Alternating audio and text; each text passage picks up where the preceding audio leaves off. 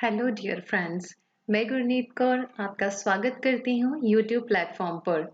आज हम करेंगे यूजीसी नेट जेआरएफ पेपर 1 का टीचिंग एप्टीट्यूड, जिसमें कि कुछ टॉपिक्स हम पहले कवर करके आ चुके हैं और आज हम करेंगे मेथड्स ऑफ टीचिंग।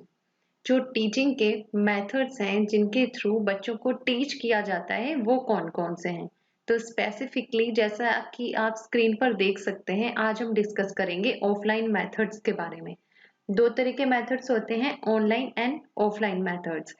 आज का एरा जो चल रहा है कोविड-19 का चल रहा है। ड्यू टू कोविड-19 mostly classes are happen on the online platform, लेकिन इससे पहले ऑफलाइन मेथड्स थे टीचिंग के, जो कि आने वाले समय में फिर से दोहराए जाएंगे। तो आज की क्लास में हम करेंगे ऑफलाइन मेथड्स के बारे में कुछ डिस्कशन। इसके अंदर हम करेंगे group discussion, seminar, panel discussion and brainstorming. ये 4 मेथड्स हम आज के वीडियो में करेंगे कवर, और इसके बाद कुछ और भी ऑफलाइन मेथड्स हैं जो कि हम आने वाली वीडियोस में कवर करेंगे। तो चलिए स्टार्ट करते हैं। सबसे पहले group discussion. This may be counted under small as large group teaching methods. It is one of the oldest methods used by Greek scholars and scholars from Nalanda University. तो group discussion है जो सबसे पहले बोल रहे हैं कि Greek scholars और स्कॉलर्स हैं जो नालंदा यूनिवर्सिटी, जो कि बहुत ही पुरानी यूनिवर्सिटी है भारत की, इसके अंदर ग्रुप डिस्कशन करवाया जाता था। ग्रुप डिस्कशन स्मॉल और लार्ज ग्रुप टीचिंग मेथड है। Group discussion method large as well as small teaching method है, और इसमें ये भी चीज आपको जानना है कि कौन सा मेथड है जो टीचर सेंटर्ड है और स्टूडेंट सेंटर्ड है। तो ये वाला जो ग्रुप डिस्कशन है ये मेनली स्टूडेंट सेंटर्ड माना जाता है। कारण क्योंकि इसमें सभी स्टूडेंट्स का एक ग्रुप बना दिया जाता है। वे ग्रुप में एक साथ बैठ जाते हैं और आपस में डिस्कशन करते हैं। तो इस तरह से अगर स्टूडेंट्स कम हैं तो उसे हम स्मॉल ग्रुप टीचिंग मेथड यानी कि स्मॉल ग्रुप डिस्कशन बोल देंगे, और अगर वहां पर ज्यादा स्टूडेंट्स हैं तो उसे हम लार्ज ग्रुप डिस्कशन कह सकते हैं, और ये दोनों में ही करवाया जा सकता है। A discussion method of teaching is a democratic method. ये एक डेमोक्रेटिक मेथड है। डेमोक्रेटिक का मतलब ये हुआ कि जैसे कि मैंने आपको बताया कि यहाँ पर स्टूडेंट्स बैठे हैं और ग्रुप डिस्कशन कर रहे हैं। डेमोक्रेटिक है, इसमें ये नहीं है कि सिर्फ एक ही बच्चा बोल रहा है और बाकी सब सुन रहे हैं, या फिर एक ज्यादा बोलेगा और बाकी कम बोलेंगे, ऐसा नहीं है। ग्रुप डिस्कशन में सभी को इक्वल अपॉर्चुनिटी होती है बोलने के लिए। सभी एक टॉपिक पर या किसी भी एक टॉपिक जो उन्हें दिया गया है उसके ऊपर डिस्कशन करते हैं, और सभी को बराबर का हक होता है उसमें हिस्सा लेने का। इसलिए इसे स्वतंत्र मेथड बोला जाता है, यानी कि डेमोक्रेटिक मेथड। इसके कोई रूल्स रेगुलेशंस ज्यादा नहीं होते हैं, सिर्फ हर कोई अपना एक टॉपिक के ऊपर अपने अपने विचार व्यक्त करता है। नेक्स्ट देखेंगे, in this method of consideration various facts about the topic under consideration. जैसा कि अभी आपको बताया कि एक टॉपिक दे दिया जाता है और उसके ऊपर सभी लोग हैं जो डिस्कशन करते हैं। Understanding to these facts by studying their relationship and drawing out conclusions of the facts and their relationship are studies. सभी अपने अपने टॉपिक्स, जो टॉपिक दिया है सभी अपने अपने उसके ऊपर अपनी अंडरस्टैंडिंग को, अपने फैक्ट्स को बताते हैं, और उसको लेकर ही एक कंक्लूजन निकाला जाता है। It stimulates the students' thinking process to analyze and integrate facts and help in developing their abilities in presentation of their ideas and facts clearly and fluently. इसमें हर एक बच्चे को ये एबिलिटी उनके अंदर पैदा होती है कि वो अपने आइडियाज को और फैक्ट्स को क्लियरली सबके सामने रख सकें। जैसे कि आपने देखा था कि डेमोक्रेटिक है, हर किसी को बोलने का हक है, तो इसलिए इसमें हर एक बच्चे को स्वतंत्रता से अपने फैक्ट्स को, अपने आइडियाज को एकदम क्लियरली सबके सामने रखने का मौका मिलता है। Now we will move to the next slide. इसमें हम करेंगे एडवांटेजेस ऑफ ग्रुप डिस्कशन, यानी कि जो ग्रुप डिस्कशन की जाती है उसके क्या क्या फायदे हैं और क्या नुकसान हैं। सबसे पहले इसके फायदे क्या हैं, क्या एडवांटेजेस हैं। अगर हम क्लास में ग्रुप डिस्कशन करवाते हैं तो उसके क्या क्या बेनिफिट्स हो सकते हैं बच्चों के लिए। इट स्टिमुलेट्स थिंकिंग प्रोसेस, यानी कि बच्चों की जो सोचने की शक्ति है उसको बढ़ाता है। It helps in the development of critical thinking, आलोचनात्मक विचारों को भी ये उजागर करता है। क्योंकि एक ग्रुप में अगर बच्चे बैठ गए हैं तो अगर उन्हें एक टॉपिक दे दिया है तो हर बच्चा सोच विचार कर वहां बोलेगा। कोई भी विचार वो वैसे ही व्यक्त नहीं कर देगा, पहले उसके ऊपर सोचेगा और फिर सबके सामने रखेगा। और अगर वह किसी दूसरे बच्चे के विचार से सहमत नहीं है तो उसमें अपनी असहमति को जताएगा और अपने फैक्ट्स को रखेगा। इसलिए इसकी सबसे बड़ी एडवांटेजेस है ग्रुप डिस्कशन की, ये थिंकिंग प्रोसेस को स्टिमुलेट करता है और क्रिटिकल थिंकिंग के डेवलपमेंट में सहायक होता है। आपका एग्जाम में इस तरह क्वेश्चन आ सकता है कि इनमें से चुनाव करें कौन से ग्रुप डिस्कशन की एडवांटेजेस हैं। तो वहां पर आपको कूट का चयन करना होगा, जैसे कि आपके आगे 6 या 8 एडवांटेजेस रख दी जाएंगी और उनमें से आपने चुनना होगा कि ग्रुप डिस्कशन की एडवांटेजेस कौन कौन सी हैं।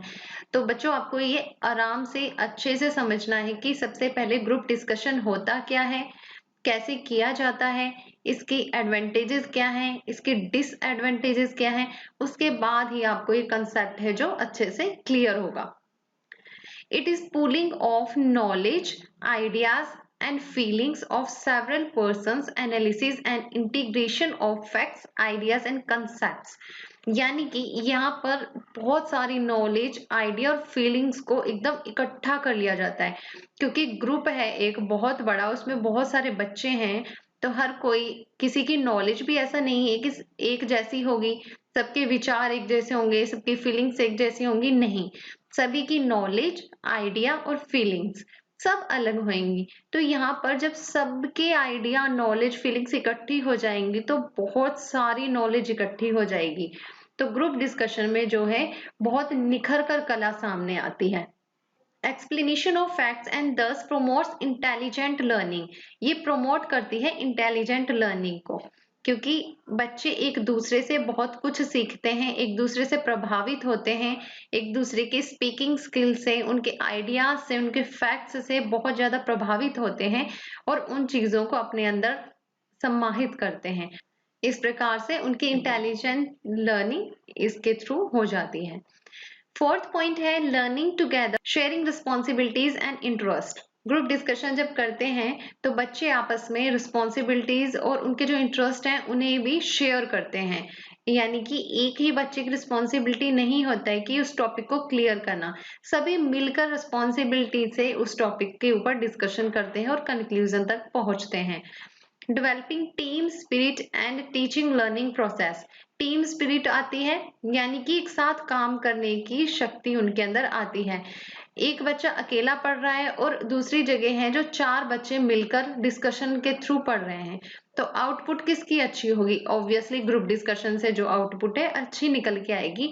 कारण ये है कि इनके अंदर टीम स्पिरिट निकल कर आएगी और सभी अपने आइडियाज को देंगे तो एक अच्छा आइडिया निकल कर सामने आएगा। डिस्कवरिंग टैलेंटेड स्टूडेंट्स, इसमें हम डिस्कवर कर सकते हैं टैलेंटेड स्टूडेंट्स को, क्योंकि यहाँ पर एक पूल बना हुआ है, बहुत सारे स्टूडेंट हैं और सभी अपने विचारों को, अपने अपने विचारों को सामने रख रहे हैं। तो विचारों से ही हम ये अंदाजा लगा सकते हैं कि कौन से बच्चे के अंदर कितना टैलेंट है। उनकी बातों से, उनके आइडियाज रखने के तरीके से ये चीज हम जज कर सकते हैं, इवेल्युएट कर सकते हैं कि कौन सा बच्चा अधिक टैलेंटेड है। तो इस प्रकार से हम टैलेंटेड स्टूडेंट्स को डिस्कवर कर सकते हैं ग्रुप डिस्कशन के through. Good for developing oral and non verbal communication, so group discussion is a good for oral and non verbal communication, कि अगर आप ओरल या फिर नॉन वर्बल कम्युनिकेशन करा रहे हैं बच्चों के बीच में तो भी ग्रुप डिस्कशन अच्छे से किया जा सकता है। नेक्स्ट है limitations of the group discussion. अभी हमने एडवांटेजेस देखी कि इसके क्या क्या फायदे हैं। अगर हम ग्रुप डिस्कशन करते हैं तो उसके बहुत सारे फायदे देखे हमने कि इंटेलिजेंस पावर निकल कर आती है, आइडियाज, फैक्ट्स, उनकी बहुत सारी फीलिंग्स, वो सब का पूल बन जाता है। लेकिन इसकी कुछ लिमिटेशंस भी हैं। वो क्या है? It requires more time, effort and resources of both teachers and students. जो टीचर है और स्टूडेंट है उसका बहुत सारा टाइम चाहिए, एफर्ट चाहिए और रिसोर्सेज चाहिए। कारण कारण ये है कि अगर बहुत सारे बच्चे मिलकर ग्रुप डिस्कशन कर रहे हैं तो हर किसी को विचार सामने रखने हैं और एक के विचार दूसरा बच्चा बीच में काट भी सकता है। तो इस तरह से बहुत सारा समय लग जाता है कंक्लूजन तक पहुंचने के लिए। इट में इन्वॉल्व अननेसेसरी आर्ग्यूमेंट्स, डिस्कशन में गो ऑफ टू द ट्रैक, यानी कि अननेसेसरी आर्ग्यूमेंट्स भी हो सकती है और डिस्कशन है जो टॉपिक से हट भी सकता है। फॉर एग्जाम्पल, एक ग्रुप में डिस्कशन के लिए एक टॉपिक दिया गया है, कुछ भी दे दिया है, जैसे कि रिसर्च दे दिया कि आप रिसर्च के ऊपर कुछ बात करें। अब सब बच्चे रिसर्च के ऊपर कुछ ना कुछ अपने दे रहे हैं, विचार व्यक्त कर रहे हैं। कोई बच्चा कह रहा है कि जो research means searching and searching again, और ऐसा भी हो सकता है कि कोई बच्चा रिसर्च के बीच में ही कुछ और बात को लेकर निकल जाए कि पीएचडी में तो ऐसे होती है रिसर्च, हमारी पीएचडी में इस तरह से हुआ था। तो ये आउट ऑफ द ट्रैक हो जाएगा डिस्कशन, तो अननेसेसरी आर्ग्यूमेंट्स आ जाएंगे जिसकी वजह से टाइम का बहुत ज्यादा नुकसान हो जाता है और कंक्लूजन तक पहुंचना मुश्किल हो जाता है। इट में create emotional stress and unpleasant feelings, कुछ बच्चों के अंदर ये इमोशनल स्ट्रेस हो सकता है और अनप्लीजेंट फीलिंग भी हो सकती है। ग्रुप में सब लोग अपनी बातें रख रहे हैं और अगर किसी को थोड़ा मौका नहीं मिल पा रहा है या वो नहीं बोलना चाहता लेकिन बाकी बच्चे उसे बोलने के लिए, कुछ डिस्कस करने के लिए उसके आइडियाज मांगते हैं, तो वो थोड़ा स्ट्रेसफुल भी फील कर सकता है और अनप्लीजेंट फीलिंग्स उसके अंदर आ सकती हैं। तो ग्रुप डिस्कशन में अगर किसी के अंदर कॉन्फिडेंस नहीं है या फिर वो इंट्रोवर्ट है और उसे सबके साथ ग्रुप में डिस्कशन करनी पड़ रही है, तो उसके लिए ग्रुप डिस्कशन है जो इमोशनल स्ट्रेस और अनप्लीजेंट फीलिंग्स का कारण बन सकता है। Then possibility of domination of session by a few students, हो सकता है कि पूरी ग्रुप डिस्कशन में कोई एक डोमिनेट करने लग जाए। अगर रिसर्च का टॉपिक हमने दिया है और इस बच्चे ने रिसर्च के बारे में ज्यादा कुछ देख रखा है या फिर ये पीएचडी ही कर रहा है, तो हो सकता है कि ये बाकियों को डोमिनेट करे और बाकियों को ज्यादा बोलने का, अपने विचारों को रखने का मौका ना दे और ज्यादा से ज्यादा यही सहभागिता हो, इसी व्यक्ति की सहभागिता हो। तो इससे हो सकता है कि डोमिनेशन हो सकता है सेशन कुछ स्टूडेंट्स के द्वारा, क्योंकि यहाँ पर कोई लिमिटेशंस तो होती नहीं है कि ये ही बच्चे बोलेंगे या सबको 5-5 मिनट मिलेंगे, इस तरह का नहीं है। सिर्फ ग्रुप में डिस्कशन करने के लिए उन्हें इंडिपेंडेंटली छोड़ दिया जाता है। इसीलिए से डेमोक्रेटिक में हमने इनके एडवांटेज में पढ़ा था कि ये डेमोक्रेटिक है, हर किसी को मौका मिलता है बोलने का। लेकिन पॉसिबिलिटी हो सकती है कि कोई बच्चा जो नेचर वाइज ही थोड़ा डोमिनेटिंग प्रवृत्ति का है, वो पूरे सेशन को डोमिनेट करे और बाकी बच्चों को बोलने का मौका ना दे। It is not suitable for all the topics, अब ये जरूरी नहीं है कि सब प्रकार के टॉपिक्स में आप ग्रुप डिस्कशन कर सकते हैं। कुछ टॉपिक्स ऐसे भी हो सकते हैं जिन्हें सबके बीच में रखकर उसके ऊपर विचार व्यक्त नहीं किए जा सकते, या फिर कुछ ऐसे चीजें होती हैं जिनमें सबके बिलीव्स अलग अलग होते हैं। कुछ धार्मिक ऐसे टॉपिक हो सकते हैं जिसके ऊपर हम सब जो मिलकर है डिस्कशन नहीं कर सकते हैं, जहां पर कुछ लिमिटेशंस आ जाती हैं। तो इस प्रकार के टॉपिक्स को हम ग्रुप डिस्कशन में डिस्कस नहीं कर सकते हैं। तो इस तरह से ग्रुप डिस्कशन है जो उसके बारे में हमने देखा। अभी हम नेक्स्ट ऑफलाइन मेथड करेंगे, seminar. It is a form of group discussion where one trainee or several prepare a paper on a given topic, issue or problem which is that presented to the whole group of discussion and analysis। Seminar को ही ये बोल रहे हैं कि group discussion का ही आप एक इसे हिस्सा मान सकते हो, जिसमें कि कोई एक ट्रेनी होता है या फिर ज्यादा ट्रेनी होते हैं जो एक टॉपिक के ऊपर, पेपर के ऊपर उस टॉपिक को अच्छे से तैयार कर लेते हैं, उस इशू के ऊपर, प्रॉब्लम के ऊपर अच्छे से प्रिपरेशन कर लेते हैं और उसे बाकी सब लोगों के सामने प्रेजेंट कर देते हैं। इसे हम सेमिनार कहते हैं। सेमिनार को इन दिनों वेबिनार, जो कि हमारा ऑनलाइन मेथड्स में आएगा, उसे भी हम डिस्कस करेंगे, जो कि काफी सिमिलर है। सेमिनार के अंदर सभी लोग, आप लोगों ने भी सेमिनार्स अटेंड किए होंगे, किसी ना किसी टॉपिक के ऊपर एक टॉपिक दे दिया जाता है और उसके ऊपर सब लोग हैं जो अपने अपने टॉपिक या पेपर प्रिपेयर करके लाते हैं और सबके सामने उसे प्रेजेंट करते हैं। So this is known as seminar. A number of seminars can be presented by trainees around a major topic. So that they form a linked series of discussions. इसके अंदर जरूरी नहीं कि एक टॉपिक है और वो ट्रेनी सिर्फ एक ही जगह से प्रेजेंट करे, ऐसा नहीं है। वो एक टॉपिक को बहुत सारी जगह पर भी जाकर प्रेजेंट कर सकता है। The main stage in seminar is preparation of paper, presentation of paper and discussion on it. Seminars can also be bigger ones. इसकी मेन स्टेजेस हैं कि आपने अपना एक पेपर किसी एक टॉपिक के ऊपर प्रिपेयर किया, उसे सेमिनार में जाकर लोगों के सामने प्रेजेंट किया और उसके ऊपर डिस्कशन हुई। अगर बाकी लोगों का उसके ऊपर कुछ क्वेरीज हैं तो उन्होंने अपनी क्वेरीज को आपके सामने रखा और आपने उन क्वेरीज को क्लियर कर दिया। This is known as seminar.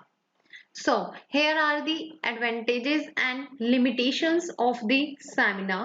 जैसे कि आपको previous slide में मैंने बताया कि आपको UGC NET JRF में एग्जाम में इनकी advantages या limitations का क्वेश्चन आ सकता है और एक कूट के रूप में आ सकता है कि आप निम्न में से पहचाने कि कौन सी एडवांटेजेस हैं सेमिनार की या फिर कौन सी लिमिटेशंस हैं सेमिनार की, तो आपको उनमें से चुनाव करना होगा। और आप इस चीज को तभी समझ सकते हैं जब आप इसको टॉपिक आपके माइंड में एकदम क्लियर होगा। इसी के साथ हम प्रीवियस ईयर के क्वेश्चंस भी करेंगे। आज के इस लेक्चर में मैंने प्रीवियस ईयर के क्वेश्चंस नहीं रखे हैं, लेकिन कल हम जो वीडियो अपलोड करेंगे उसमें हम प्रीवियस ईयर के क्वेश्चंस को ही शामिल करेंगे। So, advantages of seminar. This method gives more independence. ये एक स्वतंत्रता देता है which helps in the development of presentation skills of the participants. सभी participants को एक स्वतंत्रता होती है कि अपने टॉपिक के ऊपर वो रिसर्च करें और उसे तैयार करके लाएं। किसी और दूसरे बंदे की इसमें कोई भी हस्तक्षेप नहीं होता। It provides opportunity to the trainees to prepare and contribute to a particular topic thoroughly. It gives opportunity to trainees towards practical group leadership and allows them to use analytical skill research on conclusion solve a problem. यानी कि एक topic है उसके ऊपर बच्चों को पूरी स्वतंत्रता है कि वो किसी भी प्रकार से उसे तैयार करें, अपने स्किल्स के अकॉर्डिंगली उसे डिजाइन करें और अपने रिसर्च के माध्यम से अपने कंक्लूजन पर आ जाएं उस प्रॉब्लम को सॉल्व करते हुए। So, every trainee is independent in this seminar. क्योंकि जो वो रिसर्च पेपर तैयार कर रहे हैं वो प्योरली उन्हीं के ऊपर है, उसमें जो भी उन्होंने ऑथर्स हैं, एक है या दो है, सिर्फ वही उसके ऊपर तैयार करते हैं और बाकी सिर्फ उसमें क्वेरीज कर सकते हैं, कुछ क्वेश्चंस पूछ सकते हैं और अपने व्यूज को क्लियर कर सकते हैं। अदरवाइज इंडिपेंडेंटली पूरा का पूरा जो टॉपिक है वो उसके ऑथर के द्वारा ही तैयार किया जाता है। इसमें लिमिटेशंस दो ही हैं, may cause stress to participants and time consuming. थोड़ा बहुत पार्टिसिपेंट के अंदर स्ट्रेस आ सकता है और टाइम कंज्यूमिंग हो सकता है कि सभी एक एक करके अपने टॉपिक को सबके सामने रखते हैं। ग्रुप डिस्कशन में सबने एकदम से कर दिया लेकिन वो भी टाइम कंज्यूमिंग था, लेकिन सेमिनार भी टाइम कंज्यूमिंग है क्योंकि अगर सेमिनार में 50 से या कितने भी लोग आए हैं तो वो वन बाय वन अपने आइडियाज को, अपने पेपर को सबके सामने प्रेजेंट करेंगे, तो इसे टाइम कंज्यूमिंग है।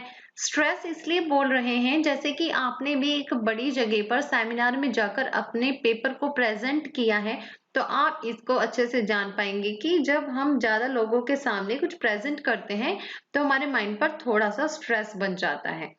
It requires a group of trainees with fairly high level of accomplishment.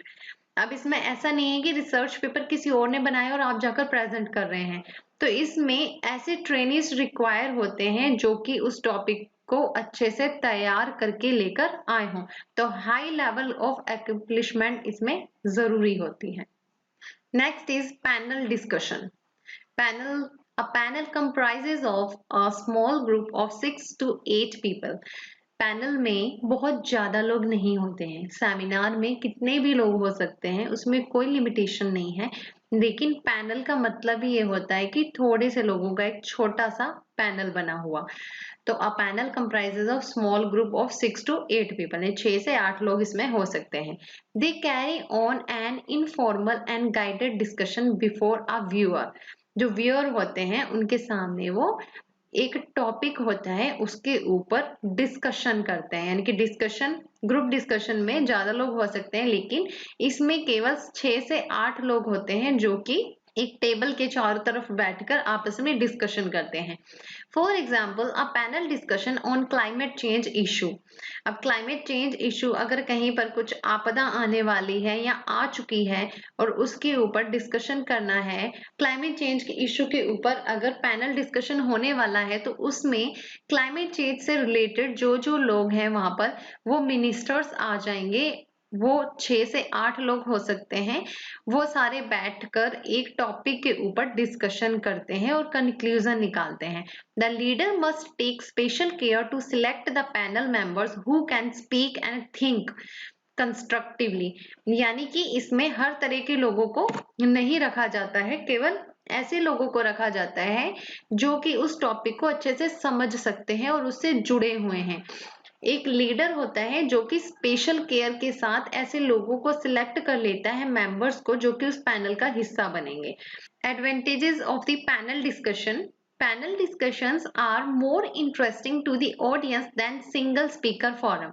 अगर एक सेमिनार में एक सिंगल स्पीकर है और वो खड़ा होकर बोल रहा है, वो कभी कभी थोड़ा बोरिंग हो सकता है, लेकिन पैनल में क्या है कि एक पैनल है जिसमें 6 से 8 लोग बैठे हुए हैं और वो एक टॉपिक के ऊपर डिस्कशन कर रहे हैं, तो ये थोड़ा इंटरेस्टिंग हो जाता है क्योंकि आपको थोड़े ज्यादा व्यूज, आइडियाज और फैक्ट्स को देखने को मिलता है।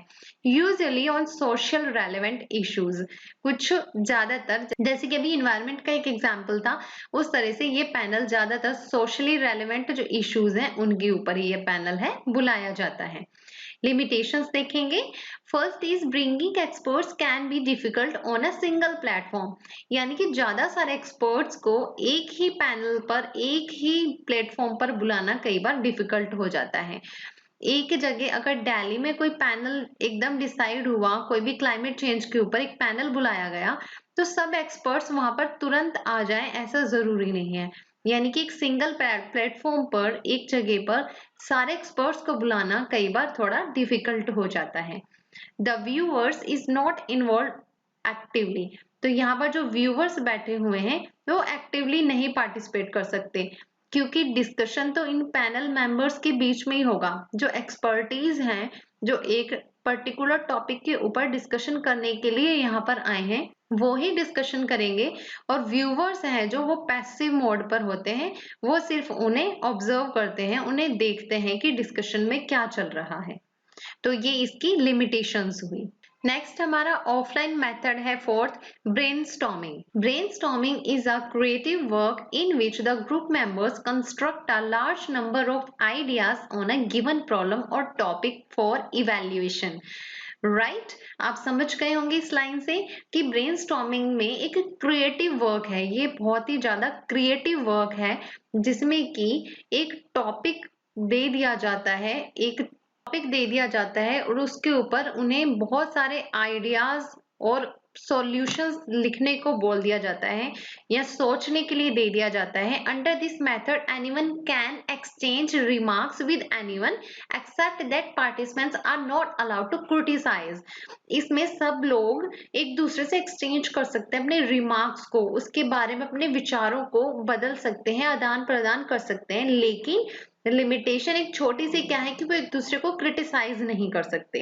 अगर उन्हें एक टॉपिक दिया है कि सेमिनार के ऊपर आप कुछ लिखें, तो सब लोग सेमिनार के बारे में सब कुछ लिखेंगे, एडवांटेजेस, डिसएडवांटेजेस, उसके बारे में ज्यादा से ज्यादा सोचेंगे। और हो ऐसा भी हो सकता है कि वो अपने साथ वाले से भी उसके बारे में थोड़ा बहुत पूछ लें या डिस्कशन कर लें, लेकिन वो उस एक दूसरे को क्रिटिसाइज नहीं कर सकते, अपने अपने विचार रख सकते हैं वो। Sometimes quantity of ideas is more important then quality. Right, इसमें बहुत सारे आइडियाज निकल कर आ जाते हैं क्योंकि उन्हें सोचने पर मजबूर किया जाता है कि सोचिए और ज्यादा सोचिए और देखिए कि इसमें क्या निकल कर सामने आ सकता है। तो कई बार बोल रहे हैं कि क्वालिटी से ज्यादा क्वांटिटी ऑफ आइडियाज भी इम्पोर्टेंट होता है। Several rounds of brainstorming happen till all the ideas are consumed or exhausted. Participants are then asked to list the best one after evaluating all the ideas.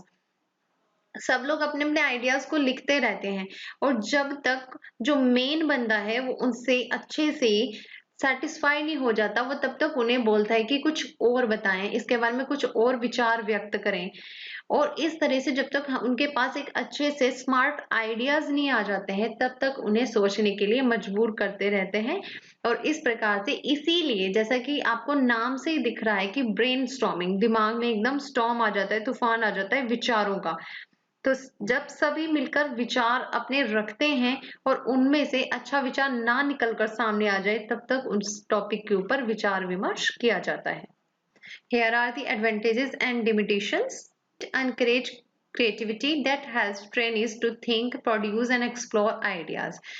सबको encourage किया जाता है कि आप कुछ और विचार रखें, तो इससे ट्रेनी के अंदर जो थिंकिंग पावर है वो और ज्यादा बढ़ जाती है, वो ज्यादा से ज्यादा आइडियाज को एक्सप्लोर करने में सक्षम हो जाता है। स्कोप फॉर लार्ज पार्टिसिपेशन, ज्यादा से ज्यादा पार्टिसिपेशन होता है सभी का।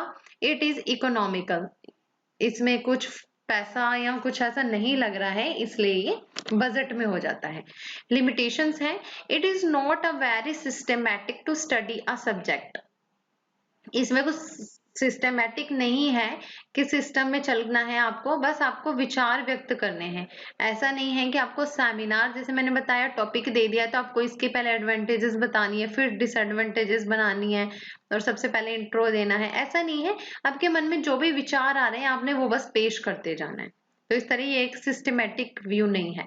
ट्रेनीज में बी अनविलिंग टू पार्टिसिपेट, ऐसा हो सकता है कि जो ट्रेनीज है वो ज्यादा इच्छा ना रखते हो पार्टिसिपेट करने में, कुछ विचार रख दिए उसके बाद उन्हें लग रहा है कि इसके अलावा तो कुछ है ही नहीं, और क्या विचार व्यक्त करें। तो इस तरह से अनविलिंग पार्टिसिपेशन भी हो सकता है। इस तरह से आज के इस वीडियो में हमने group discussion, seminar, panel discussion और ब्रेनस्टॉर्मिंग के बारे में अच्छे से जाना कि ये चीजें होती क्या हैं और इनके एडवांटेजेस और डिसएडवांटेजेस क्या होती हैं। स्टूडेंट्स, आपको ये सभी टॉपिक्स को अच्छे से याद कर लेना है। इसके PYQ हम आने वाली वीडियोस में कवर करेंगे। तब तक के लिए थैंक यू।